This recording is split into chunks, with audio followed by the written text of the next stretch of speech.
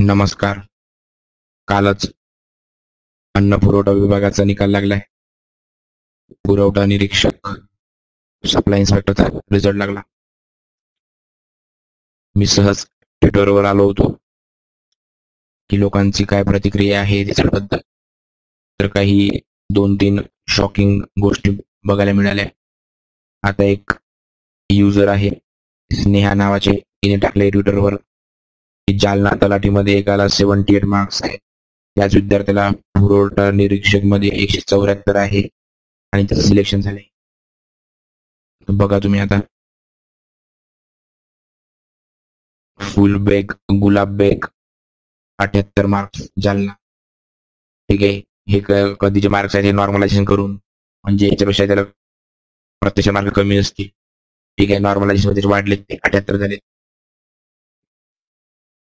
आणि त्याच विद्यार्थ्याला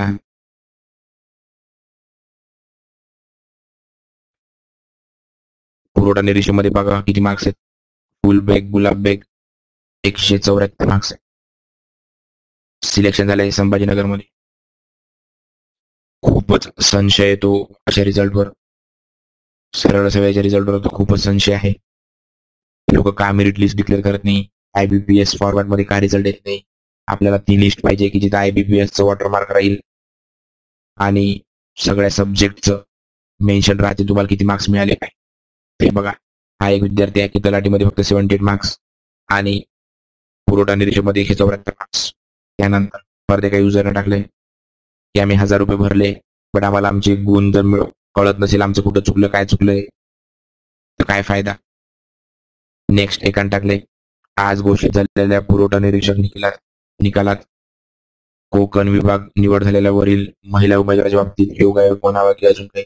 इथं काय झालं माहिती का, सख्खे बहीण भाऊ 4 लोक आहेत असे सिलेक्शन झाले एकाच विभागात, कोकण विभागात. ठीक आहे. हे बा स्वाती लक्ष्मण पथाडे 182 मार्क्स. त्यानंतर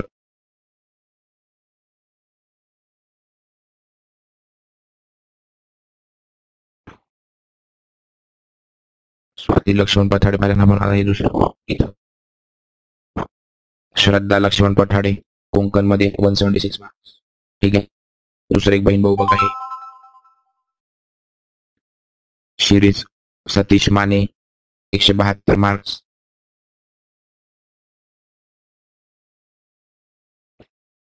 श्रद्धा सतीश माने 174 मार्क्स. कोकण सगळे कोकण विभाग, म्हणजे कोकण विभागात 2 बहीण भाऊ लागले. प्रामाणिकपणे लागले असतील तर अभिनंदन आहे राव. ठीक आहे. आम्ही संशय नसता घेतला. ठीक आहे ना, लागतील ना बहीण भाऊ अभ्यास करतील लागतील. पण तुम्ही पहिले डिक्लेअर का नाही केलं रिझल्ट IBPS फॉर्मॅट मध्ये. आम्हाला पहिले सगळ्यांची लिस्ट मार्क्स का आले असते. आम्ही म्हटलं असतं ठीक आहे. आता असं वाटतं ती जी लिस्ट लावली ती एडिटेड आहेत का, काहीतरी त्यात बदल करून लावल्या गेले का. पहिले तुम्ही डायरेक्ट सिलेक्शन आधी लावता. अभिनंदन बहीण भावाचं, आमचं काही डाऊट नाहीये. तुम्ही प्रामाणिक असं चांगली गोष्ट आहे. आज घोषित झालेल्या पुरवठा निरीक्षण निकालात कोकण विभागात निवड झालेल्या वरील महिला उमेदवार. ठीक आहे. तेच सांगितलं एकाने. हे बघा एकाच घरातले दोघे सख्खे भाऊ लागलेत. ठीक आहे. अजून एक आहे संभाजीनगरची केस वाटत तशी आहे. त्यानंतर हा आरोग्य विभाग नोकर भरतीत गैरप्रकार करणाऱ्या आरोपीचे पुरवठा विभागात अंतिम निवड यादीत नाव आहे. हे बघा आता वाचू आपण. सार्वजनिक आरोग्य खात्याकडून घेण्यात येणाऱ्या परीक्षेत तयारी करणारा कोण आहे हा. फुले बेग गुलाब बेग 30 वर्षाचा जालन्यातला.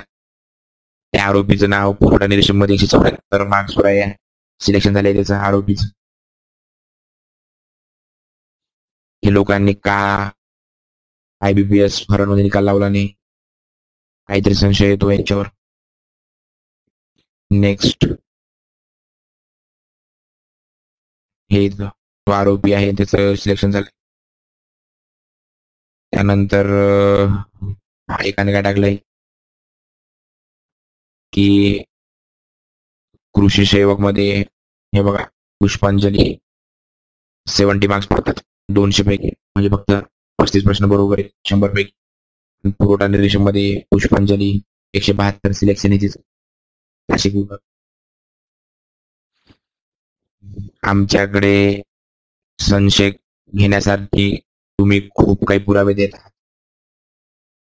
ठीक आहे. तुम्ही जर सरळ निकाल लावला असता पहिले जनरल मेरिट लिस्ट लावून काही डाऊट नसता.